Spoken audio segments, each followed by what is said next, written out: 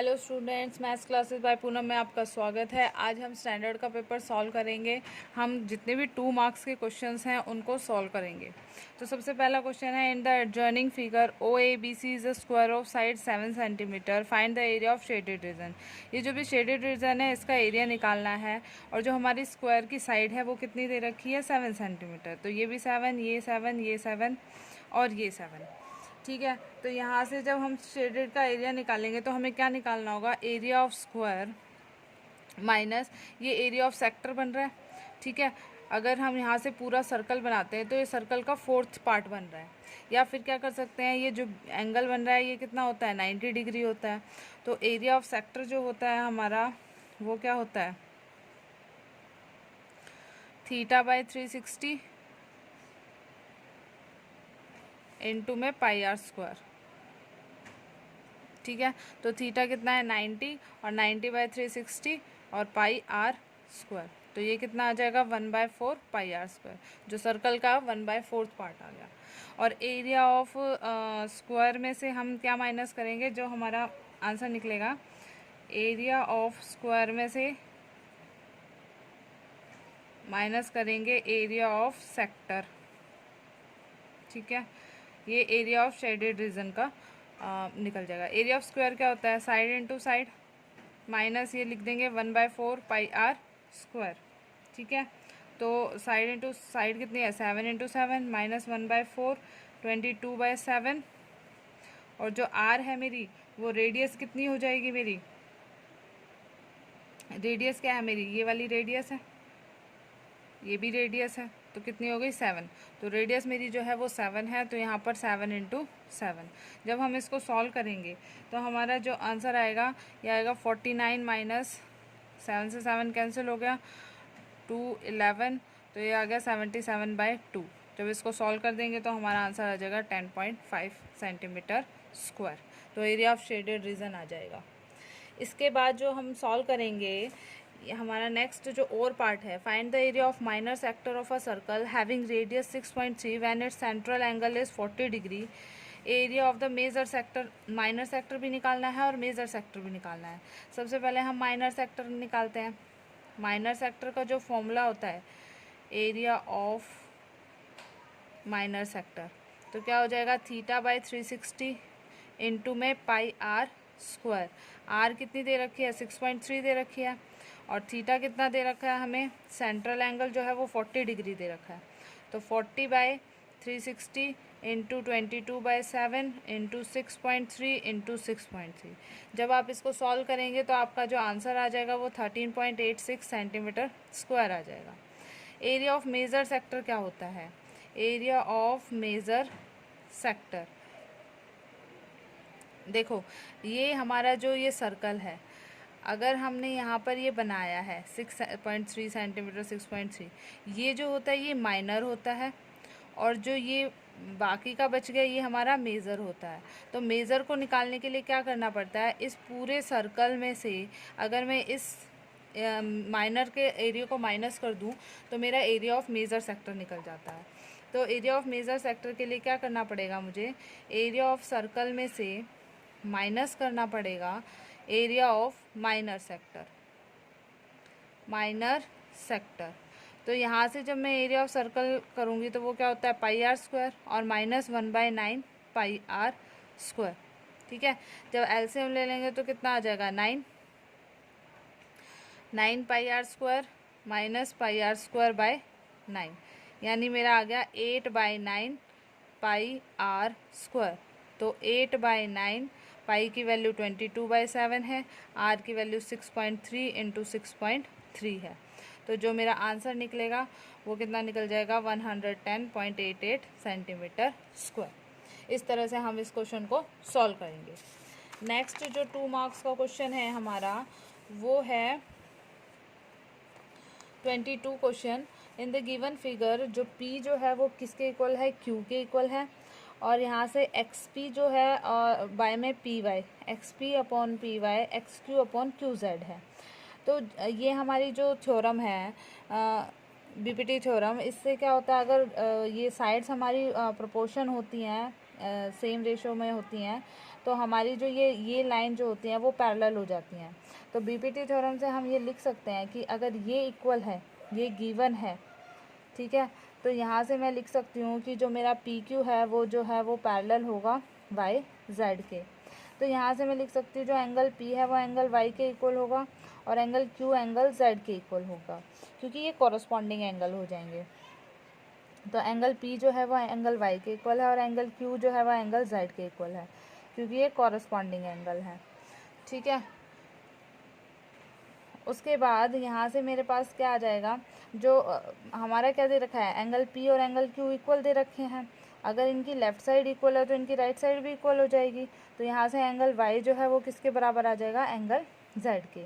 तो अगर angle Y angle Z के बराबर है तो इसकी अपोजिट साइड्स भी इक्वल होती हैं। Angle equal angle sides opposite to equal angles are equal. जो साइड अपोजिट हैं इक्वल एंगल के वो भी इक्वल होती हैं। तो यहाँ से इसके अपोजिट कौन सी साइड है, एक्स वाई, और इसके अपोजिट कौन सी साइड है, एक्स जेड। तो ये पूरा triangle, in triangle X Y Z अगर दो साइड इक्वल होती हैं तो ये हमारा कैसा बन जाएगा, आइसोसेलेस ट्रायंगल। इस तरह से हम इसको सॉल्व करेंगे। नेक्स्ट क्वेश्चन था कि show that 3 1 5 - 2 and 7 - 5 are collinear point. तो हमें क्या दिखाना है कि अगर मेरे पास एक लाइन है ए बी सी, और अगर मैंने ये माना है कि ये 3 1 है और ये 5 - 2 है और ये 7 - 5 है, तो कॉलिनियर दिखाने के लिए मुझे क्या दिखाना होता है कि A B plus B C जो है वो किसके इक्वल आना चाहिए, ए सी के। इन दोनों को जोड़ के पूरी लाइन बन जाएगी, तो ये मेरा क्या हो जाएगा, कॉलिनियर हो जाएगा। तो बाय डिस्टेंस फॉर्मूला से मुझे क्या निकालना पड़ेगा, ए बी निकालना पड़ेगा, बी सी निकालना पड़ेगा और ए सी निकालना पड़ेगा। जब ए बी निकालेंगे हम, तो ए बी में मेरे जो पॉइंट्स हैं वो क्या हैं, 3 1, जो डिस्टेंस फॉर्मूला हो जाएगा वो क्या हो जाएगा, x1 - x2 का whole square plus y1 - y2 का होल स्क्वायर। तो इसकी वैल्यू पुट कर देंगे। x1 कितना है 3, x2 कितना है 5 का होल स्क्वायर प्लस 1 - -2 का होल स्क्वायर। इसको सॉल्व करते हैं हम, तो कितना आ जाएगा 2 का होल स्क्वायर, और ये माइनस माइनस प्लस हो जाएंगे तो 3 का होल स्क्वायर। तो ये कितना बन जाएगा, 4 + 9, तो ये कितना बन जाएगा, √13। तो मेरा ए बी जो आ गया वो √13 आ गया। इसी तरह जो बी सी निकालेंगे हम, बी सी जो निकालेंगे वो कैसे निकालेंगे, यहाँ निकाल देते हैं बी सी के पॉइंट है 5 - 2 और 7 - 5। तो ये देखो 5 - 7 का होल स्क्वायर प्लस -2 - -5 का होल स्क्वायर। तो यहाँ से क्या आ जाएगा, 2 का होल स्क्वायर प्लस -2 प्लस 5 का होल स्क्वायर। तो ये आ गया 4 और ये आ गया 3 का होल स्क्वायर, यानी 4 + 9 का ये आ गया √13। यानी ए बी और बी सी जो है वो √13 आ गया। अब ए सी निकालते हैं। ए सी हमारा जो है वो कितना है, 3 1 और 7 - 5 है। तो ए सी को जब हम सॉल्व करेंगे, ए सी को हम ऊपर सॉल्व कर लेते हैं। ए सी के पॉइंट है हमारे 3 1 और 7 - 5 है। तो इसको सॉल्व करेंगे तो हमारा कितना आ जाएगा, 7 - 3 का होल स्क्वायर प्लस -5 - 1 का होल स्क्वायर। तो ये आ गया 4 का स्क्वायर और ये आ गया 6 का -6 का स्क्वायर। तो ये आ गया 16 प्लस में 36, और जो कि कितना हो जाएगा, 3 4 52। जब इसको सॉल्व करेंगे हमारा तो कितना आ जाएगा, 2√13 आ जाएगा। अब इसमें वैल्यूज पुट कर दो, √13 प्लस √13 कितना होता है, 2√13, और ए सी भी कितना है हमारा, 2√13। तो ये जो है हमारे कोलिनियर है। तो हम लिख सकते हैं yes it is collinear. Next question क्या है हमारा, अगर point 3 - 3 is equidistant from the point 4 9 and -9 k, then find the value of k. एक पॉइंट है 3 - 3 जो कि इक्वी डिस्टेंस है किससे, 4 9 से, और -9k से। ये मान लेते हैं A B C. Equidistant का मतलब क्या होता है, बी से इतनी ही दूरी पे है जितना बी सी से दूर है। तो यहाँ से हम क्या लिख सकते हैं, जो हमारा ए बी है वो किसके बराबर आ जाएगा, बी सी के बराबर आ जाएगा। ठीक है, तो इसको जब हम सॉल्व करेंगे तो क्या आ जाएगा, ए बी कितना होगा हमारा,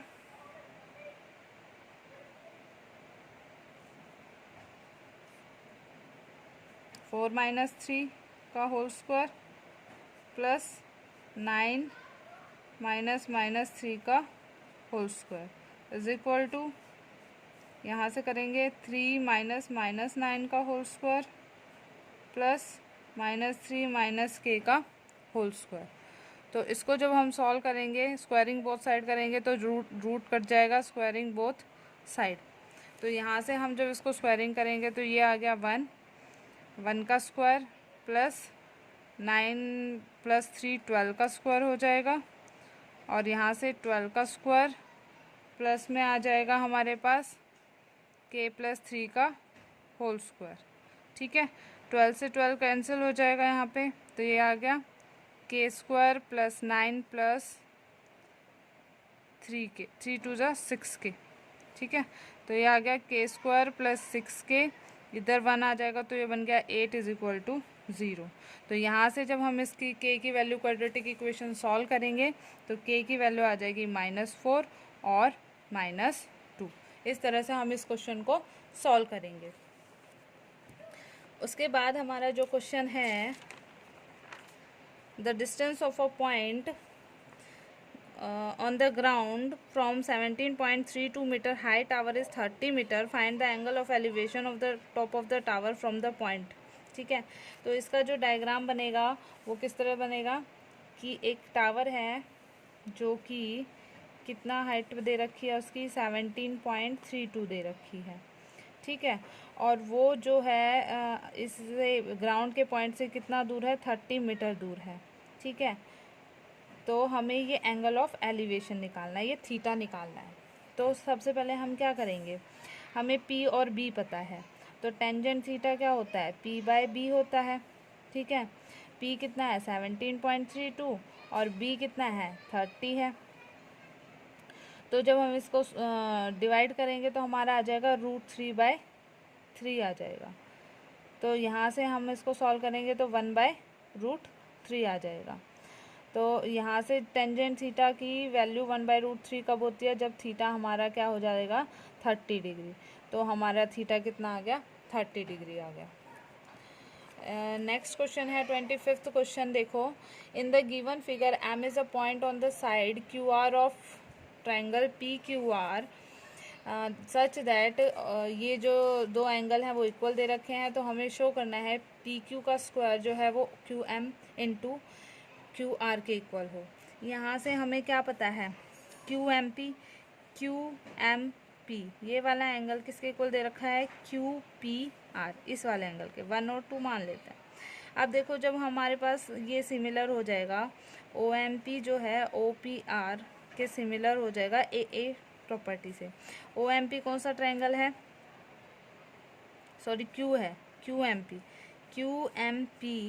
और QPR इस पूरे ट्रायंगल के इक्वल, ये छोटे वाला ट्रायंगल इस पूरे ट्रायंगल के इक्वल दिखाना है। तो ये तो एंगल कॉमन आ गया, एंगल Q और Q। ठीक है, और जो ये एंगल 1 और एंगल 2 इक्वल दे रखे हैं, तो by AA property, AA similarity, ये दोनों ट्रायंगल जो है वो सिमिलर हो जाएंगे। ठीक है, इससे हम क्या लिख सकते हैं, जो हमारी रेशो है वो प्रोपोर्शन लिख सकते हैं। तो PQ/में QR बड़े वाले की किसके इक्वल आ जाएगी, PM/में PR, PM/में PR आ जाएगी। ठीक है, और जो कि किसके इक्वल आ जाएगी, QM/में PQ। ठीक है, तो इस तरह से हम जब इसको PQ² किससे आ जाएगा, यहाँ PQ है, यहाँ PQ है, ये फर्स्ट और लास्ट वाला लेंगे तो क्या आ जाएगा, इसको क्रॉस मल्टीप्लाई करेंगे, PQ/QR = QM/PQ। इनको क्रॉस मल्टीप्लाई करेंगे तो हमारा क्या आ जाएगा, पी क्यू का whole square Q M into Q R. ठीक है, इसको लेने की ज़रूरत नहीं है, यहाँ बड़े वाला ट्रायंगल लिया है, उसके प्रोपोर्शन छोटे वाले ट्रायंगल की जो है साइड्स आ जाएंगी।